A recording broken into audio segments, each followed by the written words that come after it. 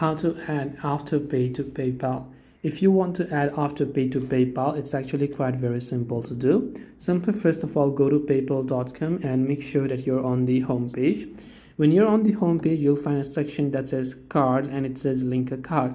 Now what you have to do is you have to add your Afterpay card, and Afterpay might not give you physical cards, but they do provide you a virtual card. So once you have the card details of your Afterpay account, you can just click on link a card option there obviously, and from here you simply want to make sure to enter your debit or credit card number.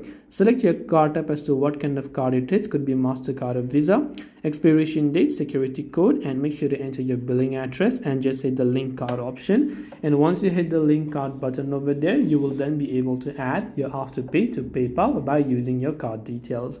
So I hope that this video helped you, and if you have got any more questions, feel free to also leave them down in the comment section below. Thank you very much for watching and see you in the next video.